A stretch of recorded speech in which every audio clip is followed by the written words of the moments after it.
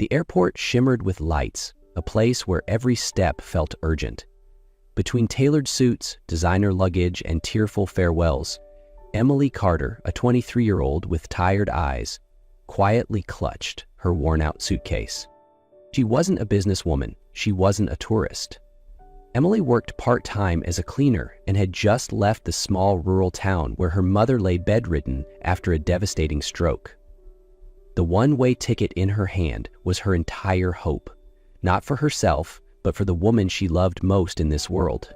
For nearly a year, she had worked relentlessly, scrubbing floors, folding laundry, cleaning kitchens, saving every penny she could. Her phone was sold, her wardrobe reduced to the bare minimum, yet she held no regrets, because ahead of her, uncertain as it may be, lay her only chance at changing their fate. She looked up at the flight board, inhaling deeply. "If I can just get there, everything will be okay," Emily whispered to herself. The intercom crackled steadily, announcing flight updates like a never-ending song. Emily found an empty seat near the gate and sat down, hugging her small suitcase to her chest as if it were all she had left in the world. Her flight had been delayed for nearly 2 hours. 2 empty hours. More than enough time for anxiety to creep into every breath. She reached into her pocket and found a few spare coins, not even enough for the cheapest coffee. A bitter, tired smile tugged at her lips. Then, a small sound, muffled and fragile, broke through the hum of rushing footsteps. A soft sob, barely audible, but achingly lost.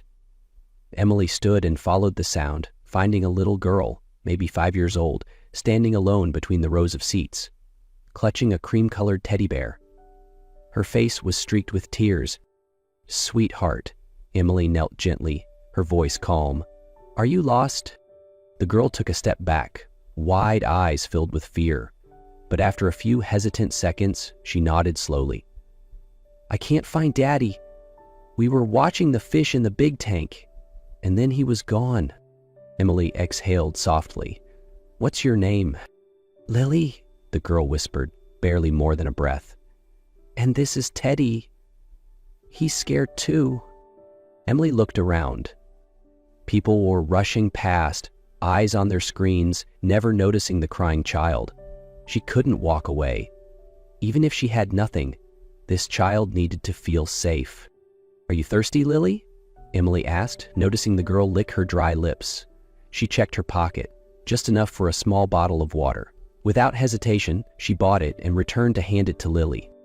Lily clutched the bottle, her eyes brightening a little.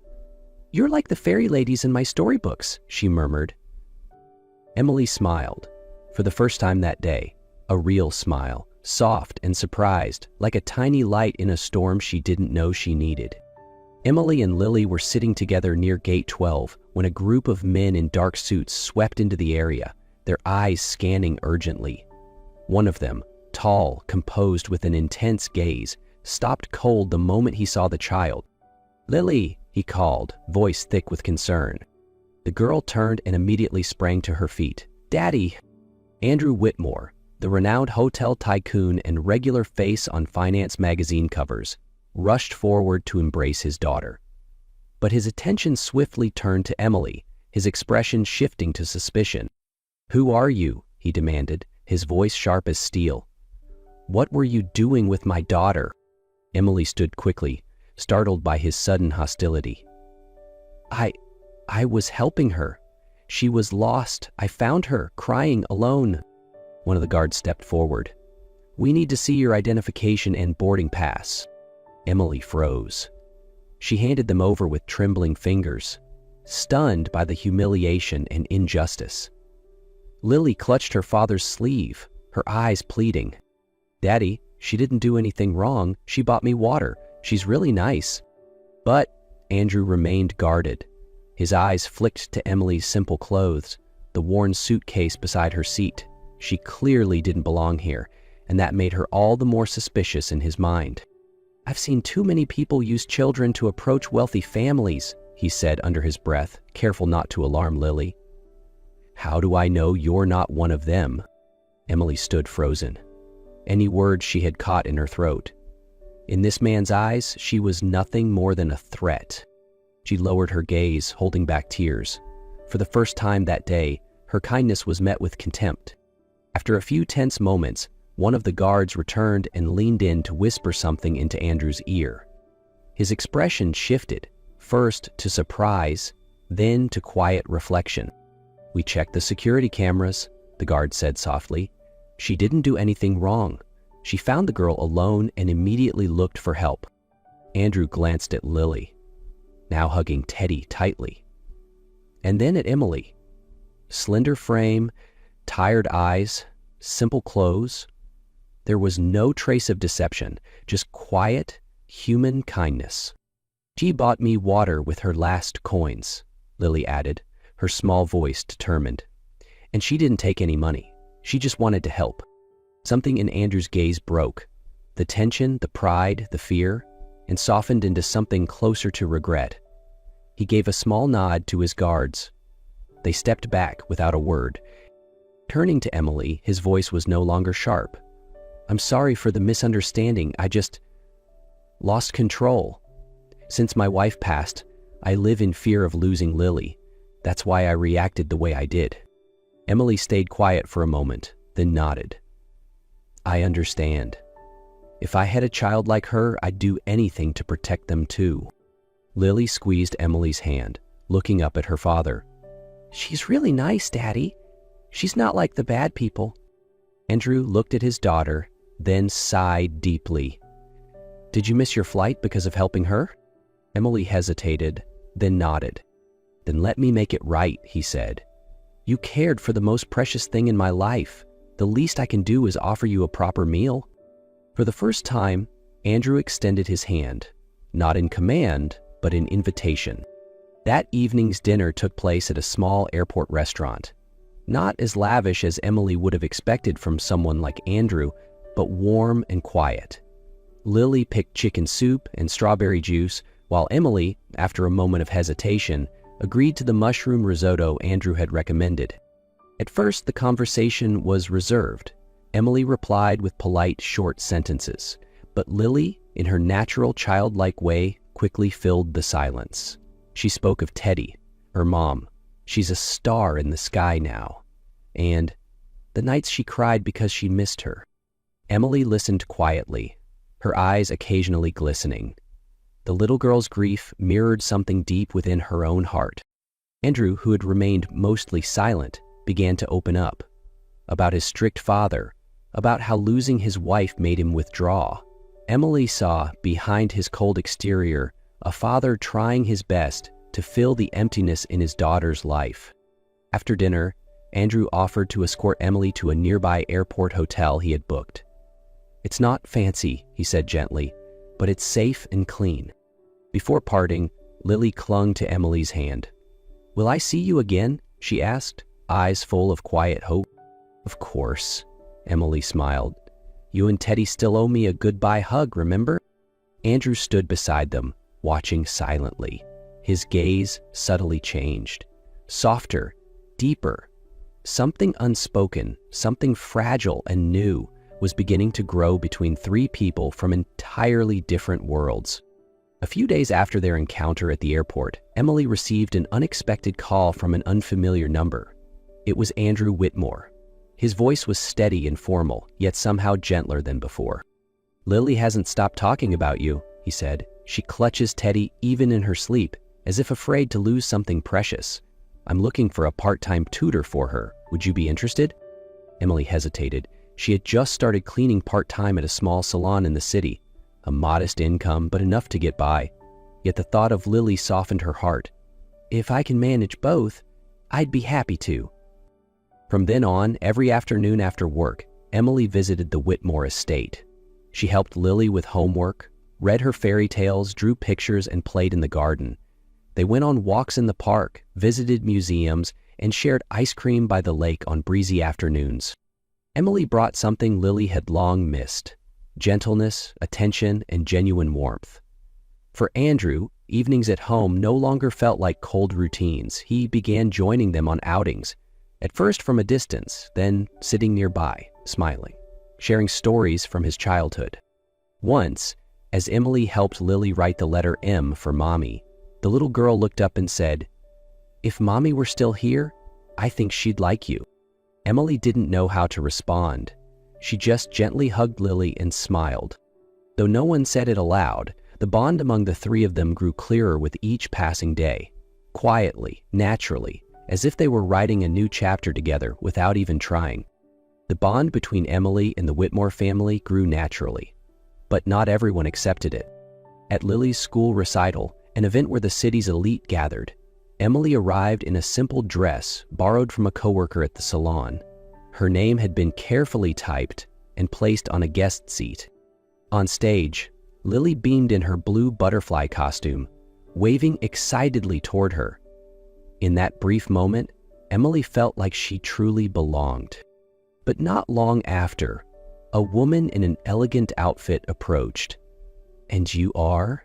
she asked, eyes scanning Emily from head to toe. "I'm Lily's tutor," Emily answered, steadying her voice.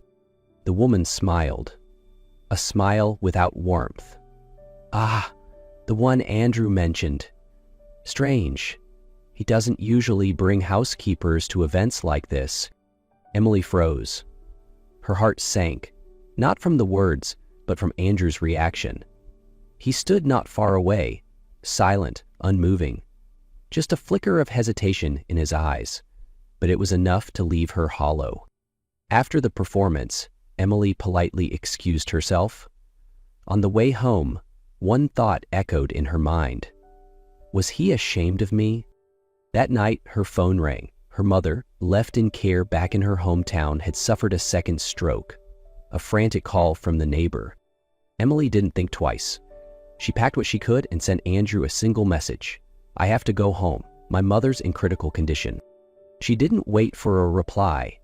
She left, taking with her a heart that had just begun to open. The days after Emily's departure were long and quiet at the Whitmore estate. Lily was somber, silently clutching Teddy all day. She didn't ask much, just sat by the window staring into the garden where Emily used to teach her how to draw butterflies. Andrew, on the other hand, felt an unexpected emptiness.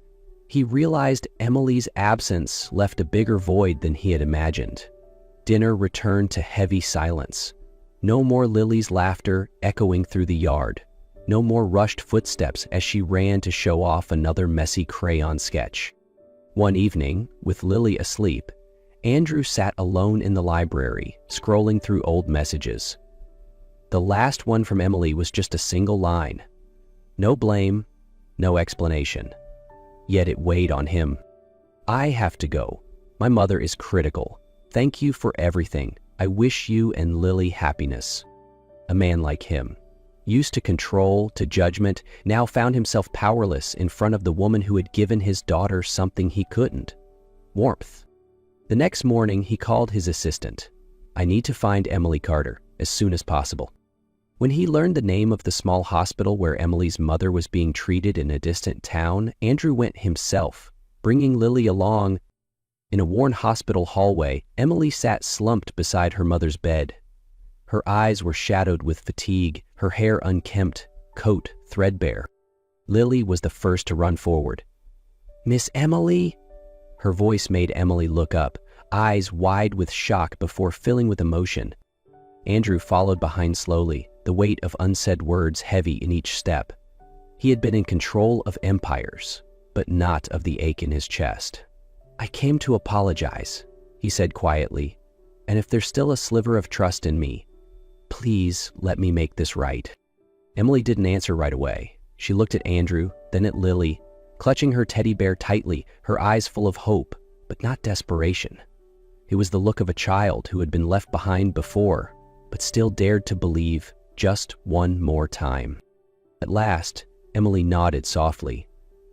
"I need a few days to care for my mother, but if your offer still stands, I'll come back." Andrew didn't hide the relief in his voice. "Whenever you're ready, no pressure." A few weeks later, Emily returned to the city, this time not as a visitor and not alone.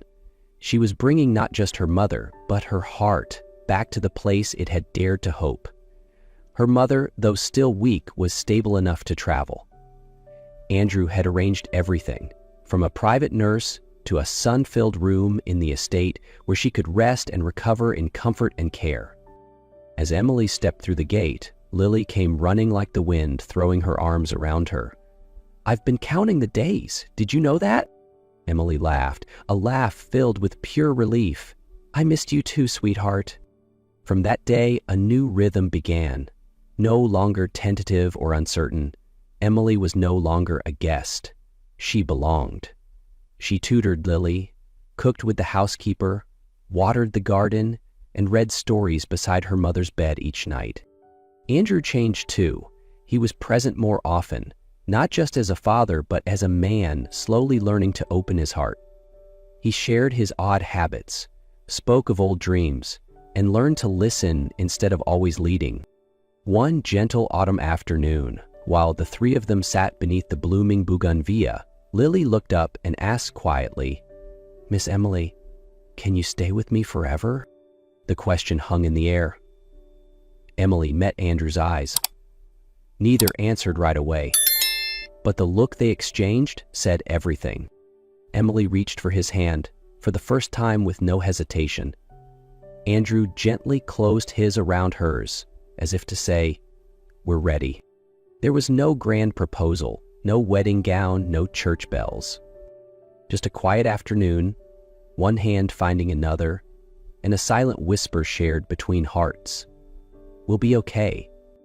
And so, among people who had once been broken, who had lost so much, a new family was born.